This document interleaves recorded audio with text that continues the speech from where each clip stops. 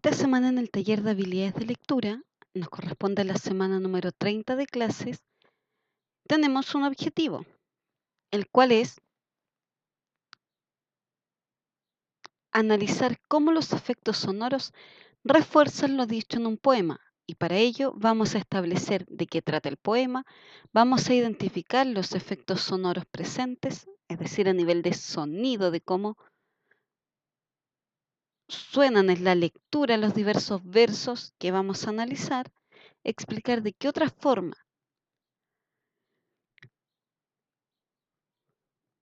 se pudo haber expresado lo que se dice con esta manifestación de sonido e interpretar cuál es el aporte que hacen al poema los efectos sonoros utilizados. Por ejemplo, da mayor énfasis, deja más espacio a la imaginación, otorga mayor realismo. Vamos a analizar en ese sentido el efecto de la sonoridad de un poema. Recordemos que estamos trabajando lo que es género lírico, que el género lírico a nivel de elementos formales, es decir, a nivel del plano de contenido, de fondo, de estructura, tiene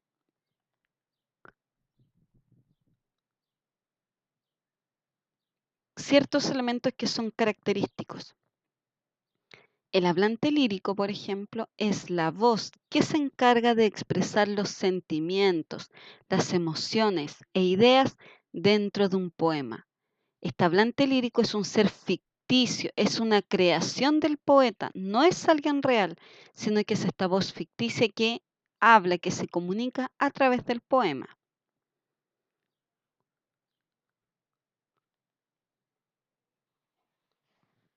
El temple de ánimo es el estado de ánimo en el que se encuentra el hablante lírico, es decir, si esta voz ficticia que se está comunicando en el poema está triste, está feliz, está angustiado, ¿cuál es su estado de ánimo? A eso apunta el temple de ánimo. El motivo lírico es el tema. ¿De qué trata el poema? Trata de amor, trata de muerte. Tenemos que identificar en el motivo lírico el tema central. Y el objeto lírico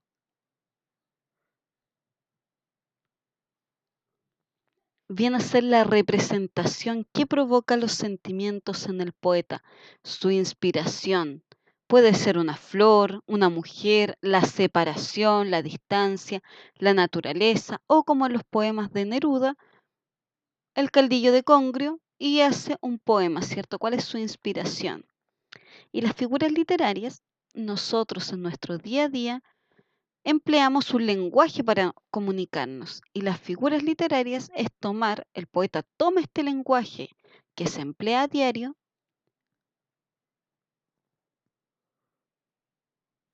lo modifica y le da una nueva significación. Las figuras literarias es un lenguaje figurado, son recursos que embellecen el lenguaje y dentro de lo que es el embellecimiento del lenguaje encontramos lo que son las metáforas, las comparaciones, hipérboles, onomatopeyas, anáfora, etcétera. Hay muchas figuras literarias. Cuando el hablante, este ser, el hablante lírico, este ser ficticio, se comunica, puede adoptar una de estas tres actitudes.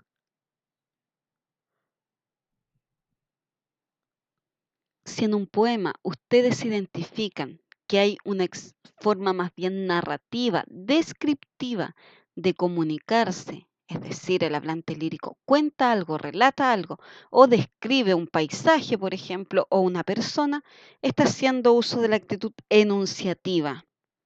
Si por el contrario interpela a una persona, le llama la atención, por ejemplo, la interroga con respecto a algo, le llama la atención, es la actitud apostrófica.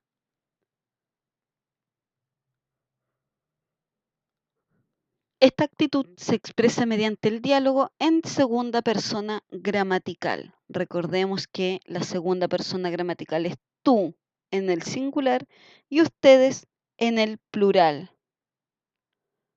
Y finalmente, cada vez que el hablante lírico, no el poeta, el hablante lírico habla de sus sentimientos, de cómo se siente, de sus emociones, de su interioridad, está haciendo uso de la actitud carmínica. Esta actitud también recibe el nombre de actitud de la canción o carmínica. Con cualquiera de los dos nombres la pueden identificar. Pasemos al trabajo de esta semana. Antes de leer, ¿qué sonido hace la lluvia? ¿Qué haces en un día de lluvia? Y la tercera pregunta, ¿para qué sirve una muralla? Piensen, la lluvia cuando golpea el pavimento, ¿cierto? Los tejados, ¿qué sonido hace? Y ustedes cuando está lloviendo, ¿qué hacen? ¿Se quedan en sus casas o les gusta salir a la calle? Y la tercera pregunta que ya se las había dicho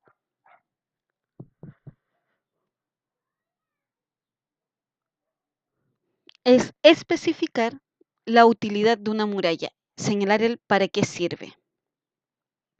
Esta semana nosotros vamos a trabajar dos poemas. El primer poema se titula Aguacero, poema número 1, Aguacero, y poema número 2, La muralla. Vamos a poner, ¿cierto? El poema número 1 y el poema número 2. Vamos a leer el primer poema. Aguacero. Gota a gota el aguacero intenta aguar el domingo. Si sigue así, enseguidita el mundo se hundirá. Guadalupe y Guillermito no se cansan de rogar. Por favor, agüita para, quédate allí donde estás. Y el segundo poema, La muralla. Para hacer esta muralla, tráiganme todas las manos. Los negros sus manos negras, los blancos sus manos blancas. Tun tun, ¿quién es? Una rosa y un clavel. Abre la muralla, tun tun, ¿quién es? Luego que hemos dado lectura a los dos poemas que vamos a trabajar esta semana, comenzamos con las interrogantes.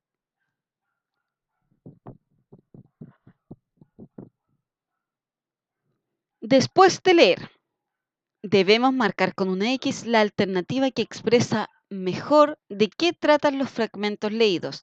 El poema número 1, que se llamaba Aguacero. ¿Sobre qué trata? ¿Sobre la lluvia que está cayendo o sobre la angustia de Guadalupe y Guillermo? Y el poema número 2, que el título es La muralla. ¿Sobre qué trata? ¿Sobre la colaboración para hacer una muralla o el tema central es la separación entre las personas? De acuerdo a las lecturas, ¿cuál es el tema central de cada uno de los poemas que hemos analizado? Pregunta número 2. ¿En cuál de los siguientes versos reconoces una onomatopeya? Recuerden que la onomatopeya es reproducir el sonido. En el fondo, nombrar, reproducir, marcar el sonido que hace un objeto o una cosa, o un animal, por ejemplo. Y vamos a marcar con una X. ¿En cuál de los siguientes versos entonces tenemos la reproducción de sonido? Una onomatopeya. Tum tum, ¿quién es? ¿Una rosa y un clavel?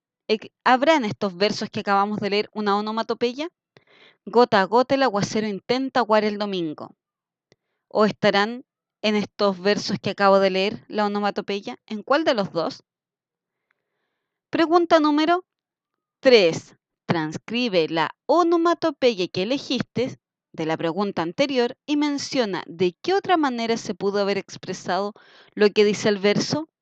Aquí ustedes van a anotar el verso con onomatopeya, textual, transcribir y luego van a señalar de una manera, ¿cierto?, en que pudo haberse dicho lo que está expresado en el verso. Lo vamos a modificar y lo vamos a volver a plantear, manteniendo el sentido de los versos donde aparece la onomatopeya. No debe cambiar. Pregunta número 4. Lee la siguiente estrofa del poema número 1 y encierra los sonidos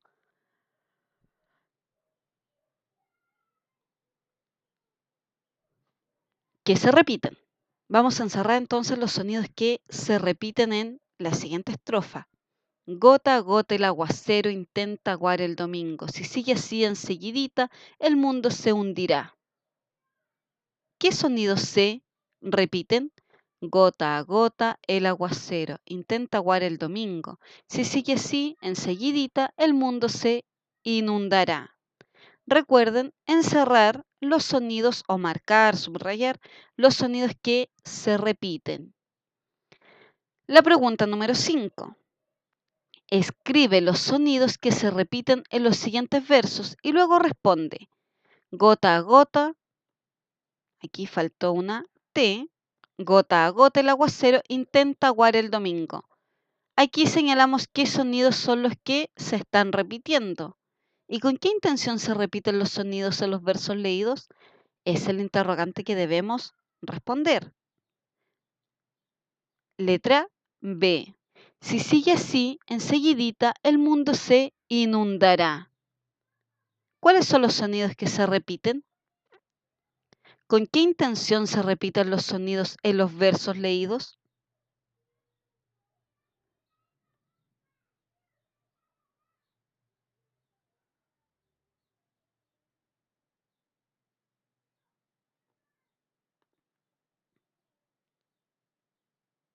Entonces, ya tenemos varias preguntas y, como todas las semanas, tenemos la actividad de cierre.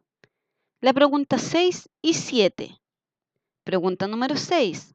¿Qué efecto provoca el uso de la aliteración en el poema número 1? Recordemos que la aliteración es la repetición de uno o más sonidos dentro de los versos de un poema. Entonces, ¿qué efecto provoca el uso de la aliteración en el poema número 1? Dar la sensación de aguado, poder mencionar a Guadalupe y Guillermito, dar la sensación del agua que cae con la lluvia o mostrar lo aburrido del domingo con lluvia. Y respondemos el interrogante, ¿qué aporta al texto el uso de la aliteración? Y la pregunta número 7, ¿cuál es la finalidad de la utilización de onomatopeyas, reproducción de sonido, en el poema número 2? Las onomatopeyas en el poema número 2 intentan imitar el sonido de pasos, imitar el sonido de tambores, imitar el ruido de mucha gente o imitar el sonido de golpear la puerta. Y que aporta el texto, que aporta al texto, perdón, el uso de las onomatopeyas que identificamos en el poema número 2. Vamos a ir al poema número 1 para reconocer lo que es aliteración y el poema número 2 para las onomatopeyas. Poema número 1 dice aguacero, gota a gota el aguacero, recuerden aliteración, reproducir un sonido, mantener un sonido que sea igual. Gota a gota el aguacero intenta aguar el domingo. Si sigue así enseguidita, el mundo se inundará. Guadalupe y Guillermito no se cansan de rogar, por favor, agüita para, quédate allí donde estás. ¿Qué sonido se repite? Y en muralla es cierto lo que es onomatopeya. Para hacer esta muralla, tráiganme todas las manos. Los negros, sus manos negras. Los blancos, sus manos blancas. Sus blancas manos, perdón. Tun, tun. ¿Quién es? Una rosa y un clavel. Abre la muralla. Tun, tun. ¿Quién es? Entonces, ¿por qué es importante esta actividad de cierre? Porque nos permite reflexionar. Esta reproducción constante de el sonido G dentro del poema número 1, que es la aliteración, en el fondo que se viene repitiendo, ¿qué sensación nos provoca? ¿De algo aguado? Guadalupe y Guillermito, solo por mencionarlos. La sensación de agua que cae con la lluvia, o muestra lo aburrido que es el domingo con lluvia. Este sonido, ¿qué va a provocar? Y la onomatopeya que imita, pasos, tambores, mucha gente o el golpear la puerta. Y recuerden especificar qué aporta la aliteración en el caso del poema número 1 y la onomatopeya en el caso del poema número 2 para el texto? ¿Cuál es su importancia? No se olviden de nuestro horario de clases vía Skype para que estén atentos y participen de la actividad, ya que la estamos realizando en conjunto. Nos vemos entonces en el horario de clases. Que estén bien.